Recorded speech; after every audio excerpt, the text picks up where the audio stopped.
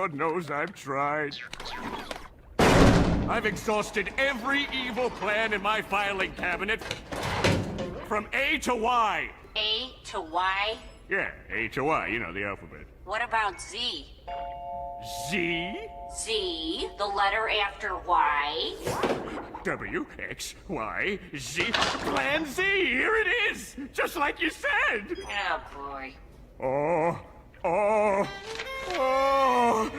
it's evil. It's diabolical. It's lemon-scented. This Plan Z can't possibly fail! Hey everyone, hey friends, how's it going? It is good to talk to you all again for another week of Would You Like to Continue? So hey, how are you? How's it going? How you feeling? Hoping you're doing well. So for today's episode, there's an idea that I had for a while. It was one of the ideas I wanted to do for one of the solo ones, and it actually came to mind when I was playing a video game called Ghost Recon Breakpoint. And so in Ghost Recon Breakpoint, it's a tactical shooter. Okay, it's a game. You're supposed to feel like a special forces type of guy or whatever, or girl. And in that game, you go about these missions in this open world type area and environment, different shootouts. You can drive different vehicles, fly different vehicles, kind of play it in your own style. And there's these things called skill trees. Right, and with skill trees, they take this concept of experience. So let me backtrack real quick. You can't create outside of yourself, okay? And usually people come up with ideas that are remixes of ideas they've experienced.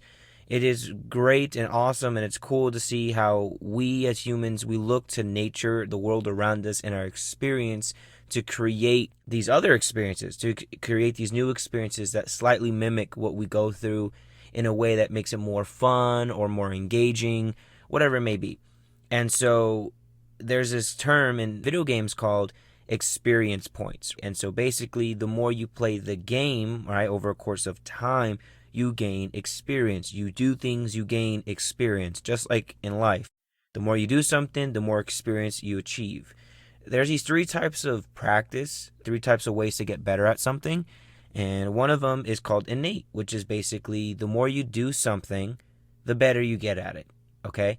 And that kind of ties in with the experience points thing. The more you play the game, the better you get at it naturally, but then there's also a mechanic for that. The more you play the game, the more XP points you get, and with the XP points, you can acquire new skills and abilities. For example, I played Smash Bros. A lot with one of my good friends, Caleb, and that game is very simple at glance, right? It's very accessible, is the word, accessible. But there's a lot of depth to it. There's a lot of depth to the game. And you take the time to observe the depth, what happens is it'll show in your gameplay, whether people will realize it or not. For example, there's terms like SD, which is self-destructing, right? Where you accidentally kill yourself because of a buffered move, right? And buffered means that it's kind of like loading. It doesn't do it right when you do the input for whatever reason. You get hit or something like that. So buffered air dodge and knowing frames and end lag and startup lag and the names of all these different type of moves and abilities. Why am I talking so much about these technicalities for these things? Well, as you saw from the title of this episode, we're going to talk about that. We're going to talk about the tactical ways to go about things, right? To go from point A to point B, the strategy and the plan. There's certain personalities that lean more towards strategy and planning versus others that they say they're more free-spirited. And I believe you need a balance, right? A healthy balance, a rhythm, not a 50-50. I think it really depends on the circumstance and the situation. So I think at one point you got to put more of 75% to strategy, while in other points you should go leaning more towards a free spirit. And those points or those moments can last over weeks, hours, even just a second. If you overthink something, I think you can really miss out on something key. So when I was playing Call of Duty Breakpoint, I was playing with my nephew, right? And we were playing this add-on, this DLC to the game, and it was this Splinter Cell DLC. Splinter Cell's another Tom Clancy game where it's like stealth. It's like modern day ninja stuff, right? With the night vision goggles and the modern weapons like the pistol and the knife and all that stuff of tactical like karambit knives or whatever. And so me and my nephew, we love the Splinter Cell franchise. We love Splinter Cell. And so we were trying to unlock the Splinter Cell uniforms, the Splinter Cell outfits. So we went ahead, and I remember we literally binged played the entire night doing this whole DLC. It was basically like another story mode to unlock the different parts, the different clothing or whatever that you can acquire and gear. And it was so much fun. We had such a blast. We felt so cool. There was just something about the timed coordination that we had when we were just coordinated, that we had each other's back. We would take out one guy, then we'll take out the other guy. There was this one part where it's nighttime. We're on this like boat thing, and we're going to like the secret base, and it's like a cave. And then we're crouching, we're moving in. We look like modern ninjas. We look dope. And as we were going in the cave, there was these two guys, one on the left, one on the right. And I was like, all right, I'll get the one on the left, you get the one on the right. 3, 2, 1. And we both shot the guys at the exact same time. And it was just a short moment. It was like 10, 15 seconds of an experience, but it felt so awesome. It felt so cool. And we tried to do this before, but it didn't really work out because there's a lag from when I'm saying something to when he's hearing it over the microphone. So when I said 1, I waited a little bit because I knew he wasn't going to hear 1 right when I said 1. And that allowed us to get this coordinated attack, right? Some of you guys may think, okay, Brandon, you lost me. This is too much thinking that it's hurting my head. No. Give yourself more credit. You think about things all the time, but why put all that energy and thought into stressful thoughts? Why put all that energy and thought into thoughts that are going to destroy you, make you worry, and bring anxiety? Why not be strategic minded towards the things that are going to benefit you, that are going to benefit your family, your loved ones, humanity itself? Why not put that thought process that drives you to the ground and use it for the good? Thinking isn't bad. Planning isn't bad. Strategy isn't bad, but it's how is it used, right? Is it used to destroy you, to destroy others, or is it used to benefit you and benefit those around you? You see what I'm saying? So there's this book called StrengthsFinder. And it says it's the #1 Wall Street Journal's bestseller. Don Clifton, father of strength psychology and inventor of the Clifton Strength Finders. This is a 2.0, and it's from Gallup. Tom Rath. Yes, I have the book in my hand. I did not remember this from the top of my head. This is a really cool book that I got in college. And in this book, in the very back, there's this test code that you can use to find out what are your strengths. And it tells you, it like gives you a personality type based off strengths. And there's a whole bunch of different ones, right? And my #1 was strategic. And I'll read you a little bit of what it says. And it says, the strategic theme enables you to sort through the clutter and find the best route. It is not a skill that can be taught. Okay, I think that's debatable. It is a distinct way of thinking, a special perspective on the world at large. This perspective allows you to see patterns where others simply see complexity. Mindful of these patterns, you play out alternative scenarios, always asking, what if this happened? Okay, well, what if this happened? This recurring question helps you see around the next corner.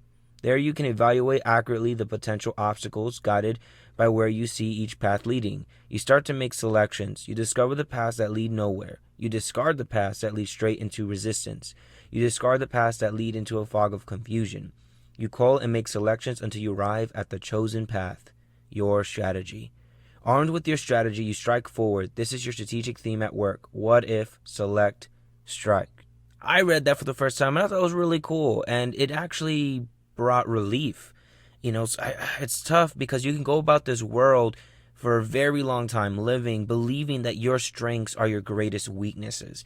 But that is what the enemy, referring to the devil and his demons, right? This force that comes against you and all of humanity, because he's trying to get in the way of the 2 greatest commandments: love God and love people. If he can get you to hate people and get you to hate God, the devil is succeeding in your life. He's gaining the victory, right? And so this is obviously talking about the strengths of humanity. What strengths do you as an individual bring to the table?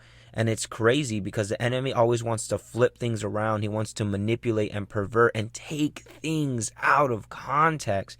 He loves taking things out of context. He took the Bible out of context and used it to try to get Jesus to do what he wanted him to do. Let's backtrack. When Jesus first started his ministry, when he went to spend time with God and he fasted for 40 days and he went out in the wilderness. And while he was there and he was physically weak, tired, thirsty, hungry, the devil quoted something that all Christians should lean on, the cornerstone, right, of the Word of God, misquoted the Word of God, used it out of context to try to manipulate the Messiah from saving all of humanity.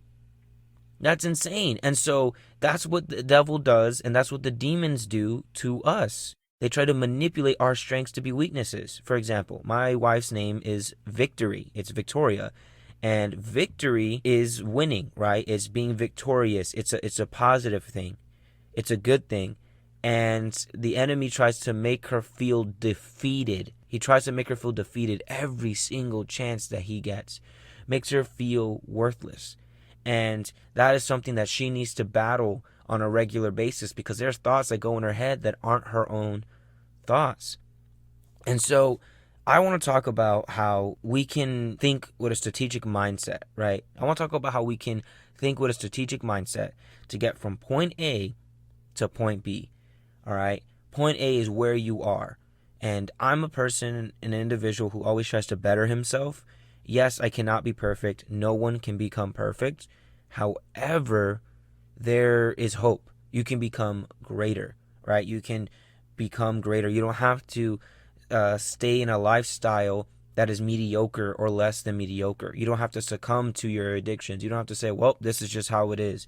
No. You have to grab onto that hope. You have to grab onto that hope to keep on going, to move forward, to continue in your life. So strategy, right? From point A to point B. If you're an athlete, your strategy may persist of your diet, what you eat, right? You get to become a chemist, low-key, understanding the things that affect your body for the better, that influences you, right? What to eat, what not to eat, what's for your body type, what's not for your body type. And you start learning all these new terms and ideas to therefore make you an effective or more effective athlete. But that requires discipline, meaning you can't be lazy. And it requires discipline really to kind of start up. And when there's opposition or resistance, that's when the discipline's going to show up again. But for the most part, it's a habit. Once you establish it as a habit, it doesn't really require as much discipline. People on the outside may say, well, you're disciplined. Well, no, it's a habit now. I don't think too much about it. It just happens. I just go about it. At first, yeah, but as time goes on, not really. So going further, there's not just the diet, but your workout. What kind of workouts are you doing? What kind of stretches are you doing? What are you doing for the recovery process, right? An ice bath, right? Protein shakes after a workout. Are you taking pre-workout before your workout? What elements and things are you utilizing so that you can be, again, the most effective athlete? Are you learning the play-by-plays? Are you learning these new techniques on the court or on the field to make you a better individual? And you have to be careful that you don't see the good in what you've done already. You have to learn to celebrate the small victories, but also don't give yourself a gold medal for participation. I'm going to say that again. Celebrate the small victories, but don't give yourself a gold medal for participation. Okay? You have to learn and grow and develop, right? There's a skill tree that you're working on, and so you have to go ahead and do what you got to do to get that XP points and be strategic in what you put that XP points towards, okay? What are you putting your time towards? What are you putting your mind and energy into? Creativity means there's always an answer. Flexibility means there's more than one. So there's more than one route for different body types, for different type of people, for different personalities. And that is something that you should process through. Take time to reflect on. Get a better understanding of yourself. And then from there, you know where to go. Well, okay, Brandon, I'm not an athlete, so this doesn't really apply to me too much. Okay, well, what about certain goals and dreams? Do you have any dreams or visions? Do you want to travel somewhere? Do you want to accomplish certain things? Okay, then what are you doing about it? How are you trying to achieve that? What's your goal? What's your strategy for it? See, I think we can take school for granted because they kind of have everything planned out for you. Kindergarten, first grade, second grade, third. Okay, you'll learn this at this grade, learn that at that grade. All right, 5 days a week. Okay, from this time to that time. There's this habit and system in place for you, right? But when you go ahead and you're out of school, are you as disciplined as you were before? Do you have the good habits of getting stuff done? If you took that time and energy into creating this system for school and apply that energy and time and that strategy to your life for the things that you want to accomplish, what would that look like, right? Creating a weekly plan. So what am I talking about? Well, for me, I'm creative. A lot of ideas just come in my head. I have a vivid imagination. I tend to refer to my mind as a toy box. And I have these projects. I want to do things that I enjoy.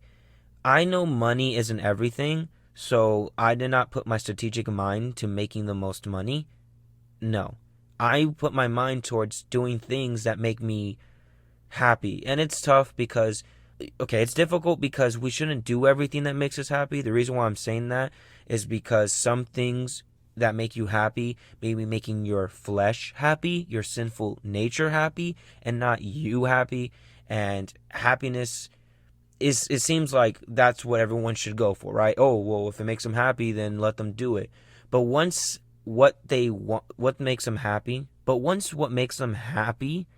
comes against your values or endangers you, that's when that argument becomes nonsense. That's when you step back on what you believe in or you said you believe in. If it makes them happy, let them do it. Well, there's some people who've experienced some type of trauma and they're serial killers, and that makes them happy, maybe for momentarily, but that's just helping them cope with what they're going through. And so just living your life of just do what makes you happy isn't really the best philosophy ever. Challenge the things that make you happy. Challenge it. Why does this make me happy? How long does that happiness last? Are there certain negatives that come from this? Because sin feels good in the moment, but long-term causes destruction. Again, sin feels good in the moment, but long-term causes destruction. It's like a basic principle we learn with candy. Sweets taste great as a kid, but you take too much sweets, you don't brush your teeth, you don't have these healthy habits involved, you're going to have rotten teeth. You're going to lose your teeth. And so you got to process. Not maybe overly process. Again, just have a healthy dose of processing. Don't get too lost in the overthinking, but create a strategy. Don't just let your life fly by you. Don't let it just pass by, because then you don't know where you're going. You fall in love with someone. If that person knows where they're going and you compromise that, or you feel insecure because they know what they want and they're doing something, that's not good. Or you both don't know what you're going and what you're doing. You're just kind of living life, and then your kids want to do stuff. They're ambitious. They have hopes and dreams, and they can't really look to you for insight. And we have to be careful. We have to be careful and be wise. I remember when I rededicated myself to God, and I was like, I want to be the best human being possible. This was like 13, 14-year-old Brandon, which even a little bit before that, I still kind of thought about that. And so I did my research. I remember I really wanted to lose weight, gain muscles. I was tired of seeing my rolls. So I did a lot of research into working out, what type of workouts, learned about calisthenics. And like I said, I want to do things in my kind of own way, like in a fun way, a way that it's preferable to me, that's tailored to my personality. And so I learned about calisthenics, and I love that stuff, man. I love martial arts, so my workouts consisted of martial arts and calisthenics, right? I didn't have a membership at a gym. I was limited on finances. I didn't like going to another place, and I didn't like wasting time is really what it was. So if I thought of going to a place, finding an available set to work out with, it was annoying, right? In that, I was impatient. I need to be more patient. I understand that. But I made best of what I had, and it worked. I did wonders. It really helped out, and I ate more strategically, etc., etc. When I went to college, I got caught up with so many other things that I started regressing in that area, and now I've kind of taken effort to apply what I learned back then when I was younger so that I can gain these results that I had. And so that's just where I'm at now with that part. But when I rededicated myself, I also really put that energy into wisdom. I wanted to be smarter. I wanted to be more intelligent and wiser. So I went to the wisest book in the Bible, Proverbs. Oh my goodness, I was memorizing Proverbs. I was reading through this thing, and it was sharp. I remember through that experience, I would tell people, man, if you have a lot of pride that needs to get cut down, go to Proverbs. it checks you. It keeps you in check. There's so many things in Proverbs that really it really tries to keep you in check. And so, for example, here's some cool stuff that are mentioned in Proverbs. It says in Proverbs 29:18, where there is no prophetic vision, the people cast off restraint, but blessed is he who keeps the law. I'm going to be honest, I didn't read Proverbs 29 recently. I didn't go through Constable's commentary. I don't really know the context of this proverb, but a lot of proverbs are very short. They're very straight to the point where there's not much context. They're more of kind of like, I don't know, like fortune cookies with obviously more power and oomph and truth behind them. I'm not here to try to debate theology or anything, but this is legit. Like, if you don't have a vision of where to go, it's not going to benefit you. And that's part of strategy, is having a vision, a goal in mind, and then filling in the blanks. How do I get from point A to point B, or to point Z or Z? And so it's just processing that. And you don't have to have it all together. You can ask people questions to help with your process. You can come to God to figure out the process, right? Don't think when you process something, it has to only involve you. It can involve others, where you can pick others' brains, ask them questions, right? If you want to be a A1 athlete, right? You want to be phenomenal, you want to be skilled, right? Then you're going to watch videos and watch interviews and pick the brains of athletes that are where you want to go. And then you have to ask yourself, is this where I want to go? And do I want to pay this price? Because opportunity cost is a thing. For example, last thing. When I would play Smash Bros, right? Me and my friend Caleb, there was a group of us in college. We were really into it. I did not grow up with Smash Bros, and I wasn't nearly as good as Caleb was. And it was frustrating. And I would blame stuff on the mechanics. I would blame my losses on the fact that I haven't had the experience Caleb had. I would blame stuff on the character I was using. Still picking the character, but I was just frustrated. I was frustrated, and I would have my moments of hope. And there would be moments where I got destroyed, and I was like, you know what? I'll accept it. I'm just not as good as you, Caleb. But I wanted to get as good. I'm like, I'm a strategic mindset type of person. I try to make a way. So I can't just lean on these excuses. And they're more like, those excuses were like mini events. I didn't rest on those excuses. They were just a moment for me to kind of vent out my frustration, and then I was able to calm down and come back to learning the game. Now I'm really good at it by the grace of God, and I know the terms and I can play pretty well. Caleb said, hey, dude, it's just, and he even tried to help me out, right? He would say, the matchup isn't good. You're picking a character who has no range moves and doesn't have a good recovery.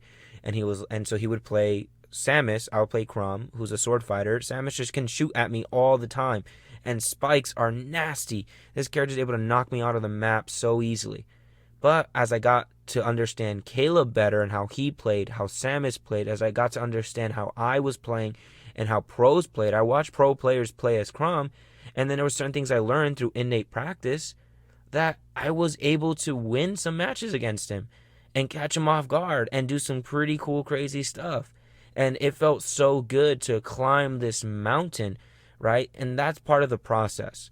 Hitting opposition, hitting resilience, right? Hitting opposition, hitting these walls, and learning to overcome these walls. There is a joy that comes from that, and it's unfortunate because now we get dopamine fills so easily from our phones, from our devices, right?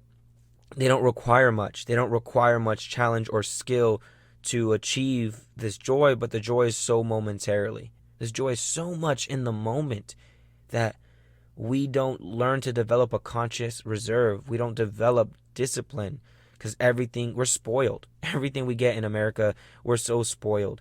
And then there's these people who lean on their hardships and use that as an excuse for them to have a negative mindset or to choose to go about things the wrong way or in a more unfortunate way, right? That causes more destruction along the path.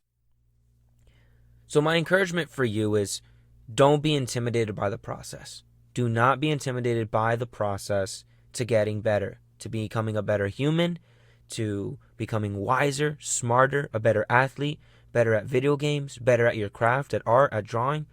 Just celebrate the small victories, put it down in a smaller vision, make these smaller objectives, right? Smaller goals, and then you work your way up to the other goals. Because then you build off the momentum of completing these smaller goals. That when it comes to this bigger mountain, you feel accomplished. You feel ready to do what you got to do. And that is also a key component, not just in life, but in good video game design.